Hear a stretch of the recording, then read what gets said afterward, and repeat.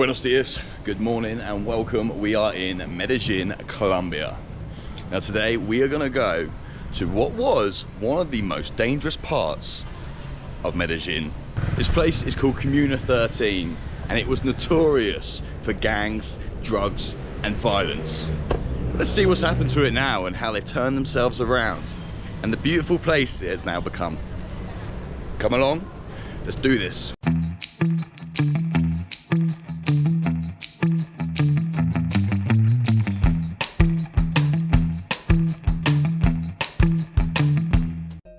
So you are able to safely walk around Comuna 13 on your own now, due to the transformation the place has seen. However, it just felt necessary to get a guide. The guide actually grew up in the neighbourhood. He knows the place like the back of his hand and is able to give us true first-hand knowledge and experience of what Comuna 13 really is. We met a guide, Alex, at the metro station near Comuna 13 and then jumped on a bus to get to the beginning of the tour. Right. I'm going to quickly start with a bit of history. I'll do my best to explain what information Alex the guide gave us and try to compress it briefly. Right, so before all the murals, before the music, this was one of the most dangerous neighbourhoods in the world. For decades, Comuna 13 stood at the centre of Medellín's violent past, controlled not only by the cartels, but also the guerrilla groups and the paramilitaries. The residents here lived through the crossfires, the curfews, all the disappearances. It became a place that the whole city avoided. But very slowly something began to change. When the fighting stopped, the community didn't wait for help. They built their own future and they started with art. I wanted to show you this graffiti here in front of us. This is the first one that we will see today, okay? This one was made in honor to the gentleman who lives into the last row. This is his brother. The name of this guy was Pictopia. Pictopia is not alive anymore. He was killed during the times of the war on the community. But he was a very important and recognized street artist on the field. He used to say a lot of things to the kids. He used to tell us, you know what, if you have a gun and a paintbrush and you choose the gun, you are stupid. He used to say, when you dance, when you touch a microphone, an instrument, when you write, when you paint, you never have reasons to touch guns. Pictopia helped us to change the lives of many people. So when he was killed, we decided to make this graffiti into his honor with the word in the corner that says graffiti never stops. El graffiti nunca para. As a type of way for saying that his physical body is not here anymore, but his memory will be here forever. Next, Alex takes us through to go see a breakdance crew. Their goal is to inspire kids to not choose the violent life, but try and succeed through other means. Okay. My friends, right here we have the power of life. Those guys, they are the best breakdancing group and the best dancers on all of the group. They have a very good show for us, but this show depends a lot into our energy. That's only like a ritual. They will say 1, 2, 3, good afternoon, but in Spanish, buenas tardes, like if it was a Duolingo class. And that's the moment in which you have to say buenas tardes back with the best energy.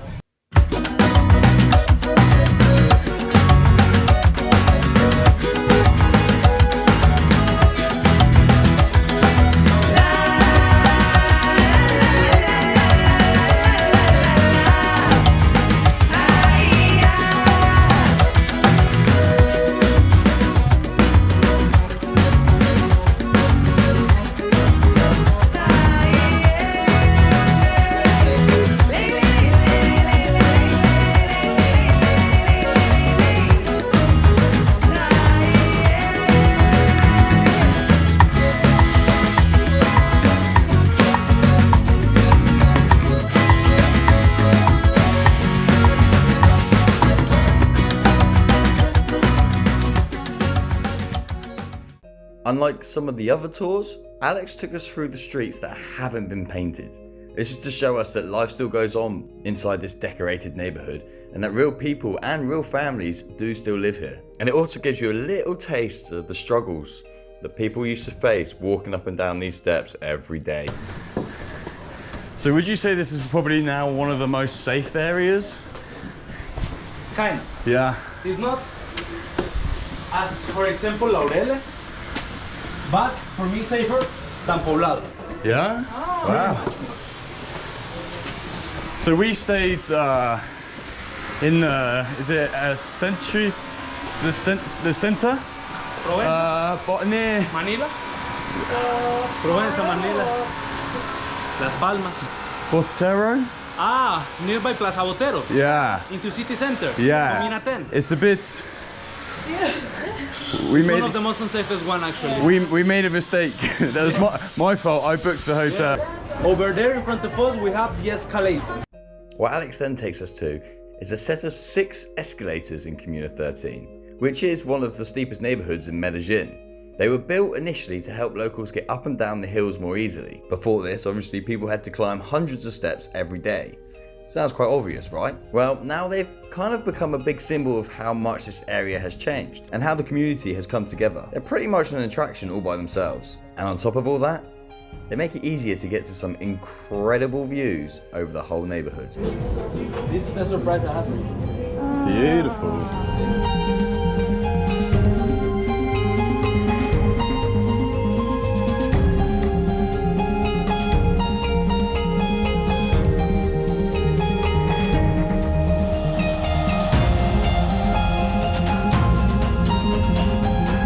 Take these stairs. The people like to call them the trip across the wall. You can see why. Let's get a little bit closer.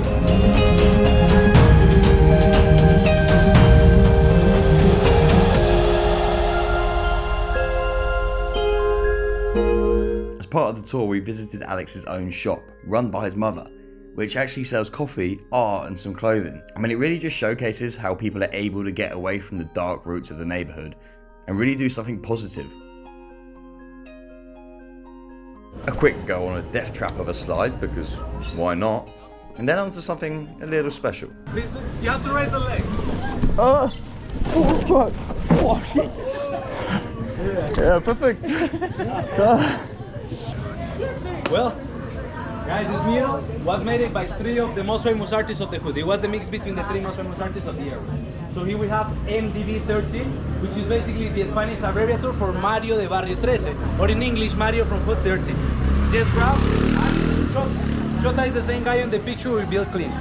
So basically, the message that they wanted to transmit to us, or what they wanted to let with to us with this mural, it is basically that it doesn't matter on where do you come from, on what do you believe, your color scheme, your religion, your sexuality. So all this graffiti is relatively new. So Alex then took us to a spot that contained some of the original art before Comuna 13 became what it is, telling us that its main purpose was that it was used as a way to mark territory. Honestly, this was a great tour. People think that this neighborhood might have housed Pablo Escobar, or that he used to drink at a bar here, but that couldn't be further from the truth.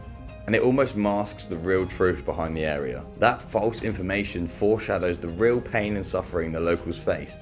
But now, thanks to people like Alex and many other tour operators, they are able to share a message with everybody and show how amazing the people of Comuna 13 are to build this amazing new life for themselves and inspire many more generations. If you're in Colombia, we cannot recommend this tour enough. The tour is called AIC Tours. And if you manage to get Alex, you know you're going to have a great time. All I can say is thanks for watching, like and subscribe. And if you want to see us try some Colombian food, hit that notification button for when the video drops. Catch you next time.